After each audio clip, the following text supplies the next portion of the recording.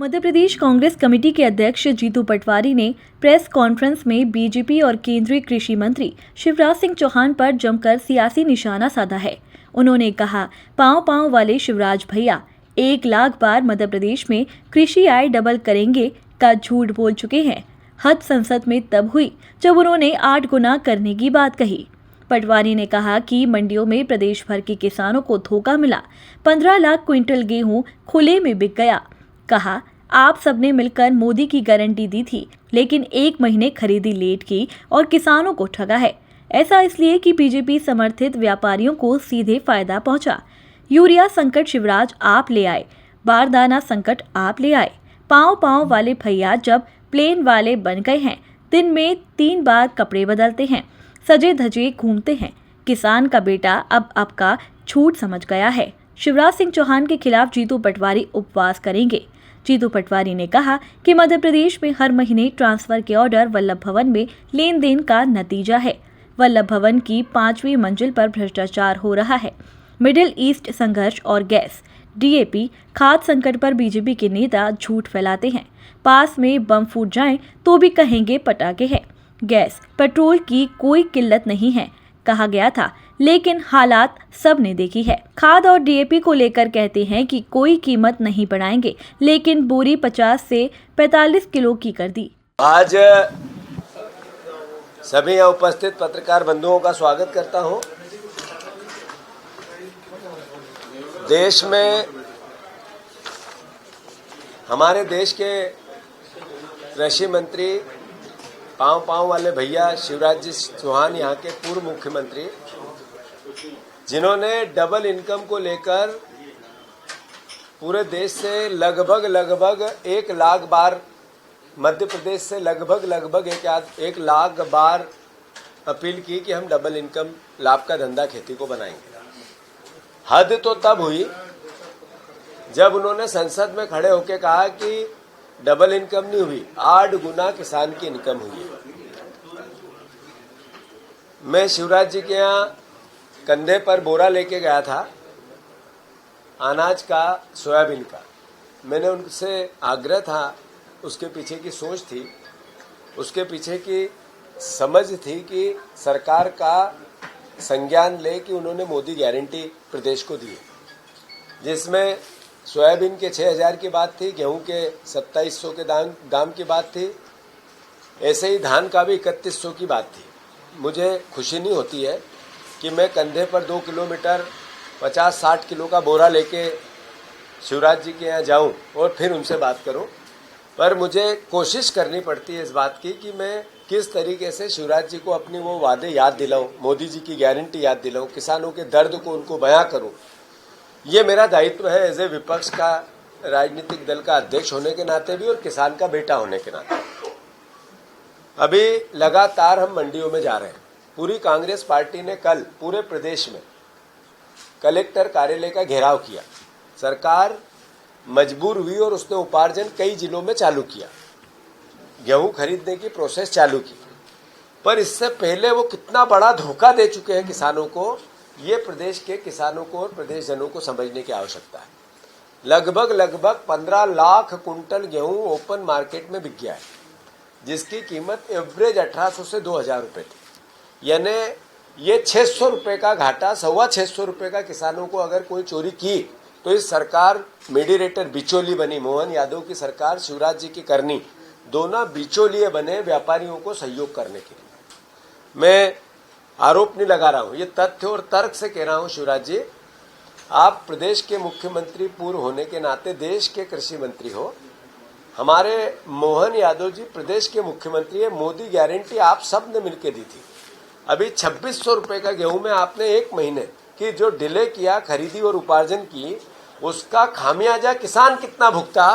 तो लगभग 15 लाख कुंटल गेहूं पर 600 रुपए का क्राइम, अपराध आप लोगों ने करवाया और किसान को लूटा और व्यापारियों को सहयोग किया। और वो सब व्यापारी बीजेपी से जुड़े हुए हैं। मैं शिवराज जी से, मैंने कल सागर में भी मैं गया था, परसों विदिशा गया था। मैंने वहां किसानों से पूछा कि क्या आपकी 8 गुना इनकम हुई क्या? तो एक सिरे से किसानों ने नकारा। मैंने कहा आपने वोट किसको दिया था लोकसभा के चुनाव में? तो 70% लोगों ने कहा हमने शिवराज सिंह चौहान जी को वोट दिया था, बीजेपी को वोट दिया था। ये जो बीजेपी के वोट देने वाले किसान परिवार के लोग ये कहते हैं कि आप झूठ बोल रहे हो, शिवराज सिंह चौहान झूठ बोल रहा है। मैं शिवराज जी से आग्रह करना चाहता हूं कि ये लड़ाई कांग्रेस बीजेपी की है ही नहीं, ये लड़ाई है इस मध्य प्रदेश की अस्मिता की। यहाँ की आपने किसान कल्याण वर्ष मनाने की जो बात की, ये किसान कल्याण वर्ष क्या है? इसमें किसान शोषण क्यों हो रहा है, किसानों का शोषण क्यों हो रहा है, ये तो आपको समझाना पड़ेगा। किसानों का शोषण आपने पहले जैसे उपार्जन में धोखा दिया, जैसे आपने एमएसपी की गारंटी दे के आप बदल गए, आपने यूरिया संकट मध्य प्रदेश में ला दिया, आप बारदान समय पे नहीं खरीद पाए। मतलब इससे बड़ा कैसी अपरिपक्वता एक सरकार की, एक मुख्यमंत्री की, एक कृषि मंत्री देश की हो सकती है, इससे बड़ा उदाहरण नहीं मिल सकता है।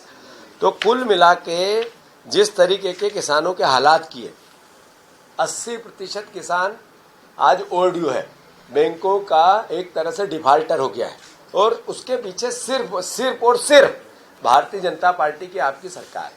मैं शिवराज जी से आग्रह करना चाहता हूं, मैं कृषि मेला हो रहा है 11 को, 12 को और 13 को रायसेन में, आप उसका विज्ञापन कर रहे हैं, रोज प्रमोशन कर रहे हैं।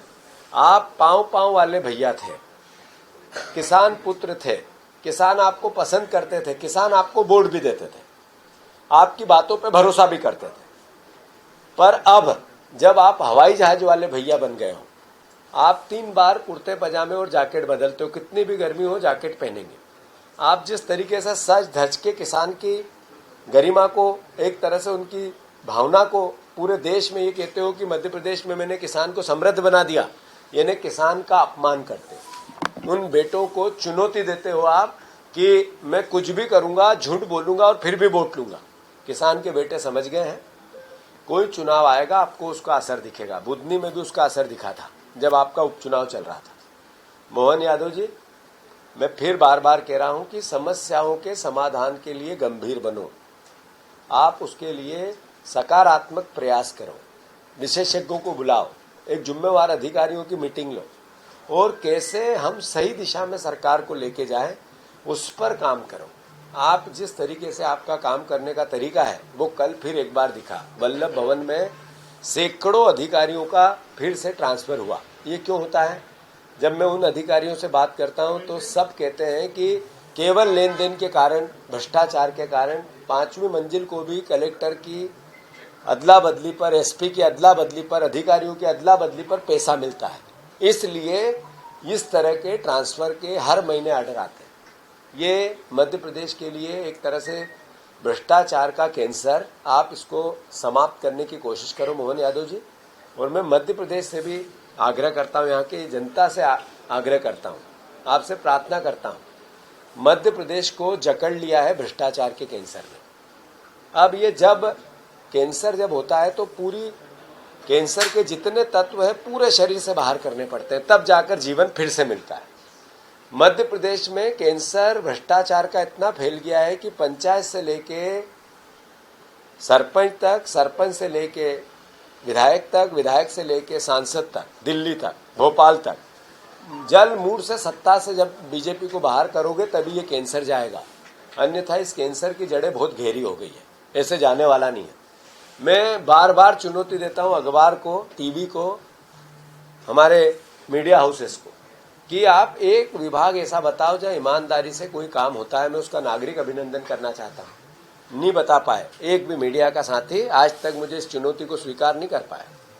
मैं मंत्रियों को चुनौती देता हूं कि आप अली बाबा 40 चोर की सरकार हो, कौन मंत्री ईमानदार है, जरा हाथ ऊंचा करो। मैं उनसे बात करना चाहता हूं, उनके क्रियाकलाप बताना चाहता हूं। एक मंत्री आगे आके जवाब नहीं दे पाया। मैं मुख्यमंत्री जी को चुनौती देता हूं कि आपकी सरकार भ्रष्ट सरकार है, देश की सबसे भ्रष्टम सरकार है। अगर आप ईमानदारी है कुछ तो मुझे बुलाओ, मैं आपको प्रमाण देना चाहता हूं मुख्यमंत्री जी कि 5वीं मंजिल पर कैसे भ्रष्टाचार चल रहा है। घेर लिया माफियाओं ने इनको, वल्लभ भवन को घेर लिया माफियाओं ने। वो चाहे रेत माफिया हो, चाहे शराब माफिया हो, चाहे खनिज माफिया हो, चाहे ड्रग्स माफिया हो, अलग अलग तरह के माफिया, प्रशासनिक माफिया। अभी कल लिस्ट जारी कराई इसमें। जिस तरीके से मध्य प्रदेश के हालात बन गए हैं, बहुत आने वाला विकट समय आने वाला है और मध्य प्रदेश को भी चिंता करना चाहिए, सत्ता पक्ष को भी चिंता करना चाहिए, विपक्ष को भी चिंता करना चाहिए और मीडिया को भी चिंता करना चाहिए। धन्यवाद।